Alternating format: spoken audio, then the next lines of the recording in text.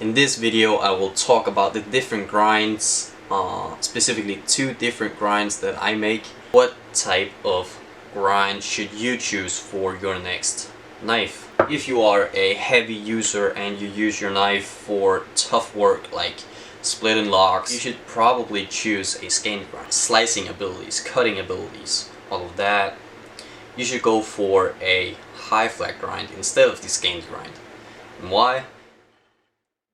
In this video I will talk about the different grinds, specifically 2 different grinds that I make. The Scandi grind and the high flat grind, also called a saber grind. It can also be a full flat grind. Let me talk about the differences, the positives and the negatives of the 2 different grinds. Several different grinds, to get a feel of what type of knife with what type of grind you should choose next time you are out there choosing a knife. Now let's get into it. I have a couple of different blades here on the side of me that I finished up in the last couple of weeks. This one is actually in order and I need to ship this out later today, but let's get into it. This, I hope it's focused. This is my Bushcrafter V1 model. It has a Scandi grind. You can tell that it's a Scandi grind by the very short bevel. It's not that high, and the bevel is a mono bevel, I will call it. I'm not sure if that's the real name, but let's just call it that. The bevels on each side go up and they form the edge, the cutting edge. This is my JGT2, and it has a high flat grind. You can see the grind. It goes at 20 millimeters, just about 20 millimeters up on the blade, and then it has a micro bevel or a micro cutting edge. The grinds, they don't have anything to do with the models. I've made the JGT2 with Scandi grinds, and I have also made the Bushcrafter with a high flat grind or even a full flat grind. Just to clear up what a full flat grind is, it is same as the high flat grind, but taking the bevel all the way to the back of the blade so that you get a single bevel. You don't have any flats on here. The flats is where I placed my logo on this model. Now, what type of grind should you choose for your next knife?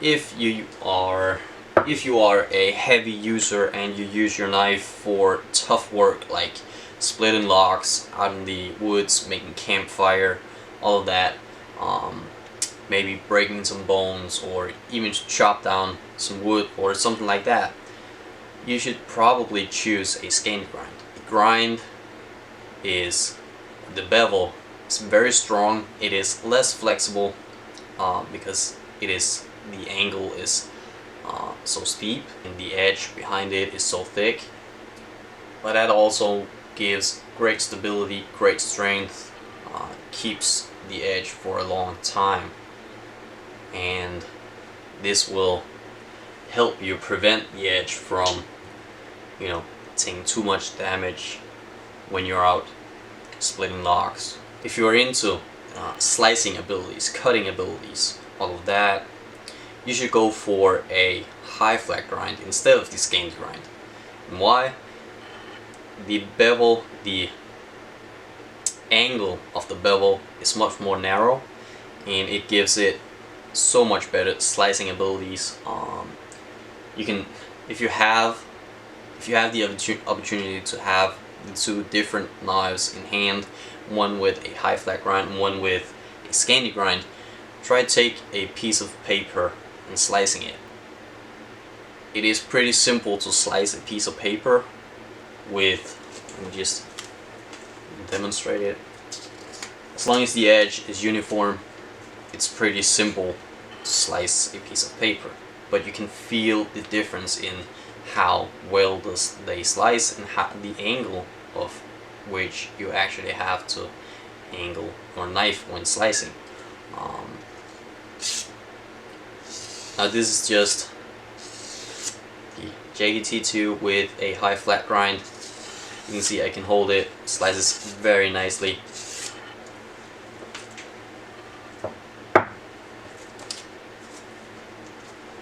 Scandi grind also slices the paper nicely, but you actually can't give it the same low angle as on the JGT2 simply because of the grind that is on here, simply because of the angle of the bevel. And that also translates to when you're cutting, and if you go into the aspects of slicing and what makes the slice perfect, so to speak, or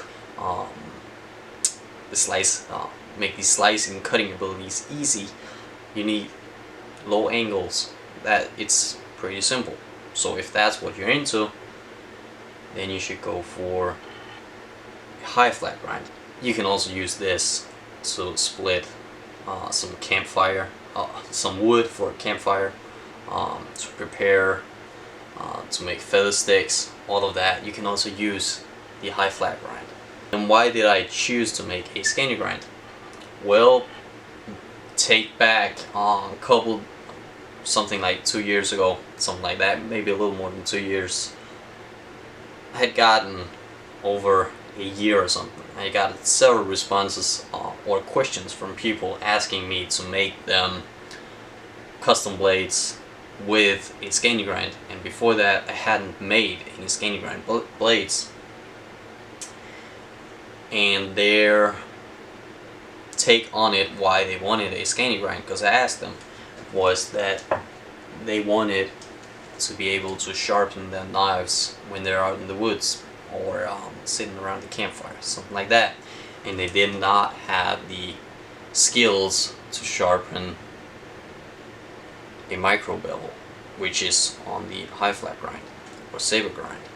In the end, there is not much to it. I think most people are just afraid to sharpen a blade like this because they get scared to ruin it. So I will in the future make some in detail videos on how you can sharpen your knives when you're out in the woods, if you chip the edge, something like that, and you need it sharp right now and you can't wait till you get home, something like that. I will do that in the future. It's not that hard, really. It's not. You just have to maintain the angle of which you sharpen it, and that's pretty simple. I will also do the same thing for the Scandi grind, and you know, the Scandi grind is pretty simple. We'll just demonstrate with a mini leather strop. When you're sharpening it, you have the bevel or the Scandi grind, and you just place it. If this was a sharpening stone, you just, let me take the other side so I don't ruin anything, and you just place it and put it flat on the bevel.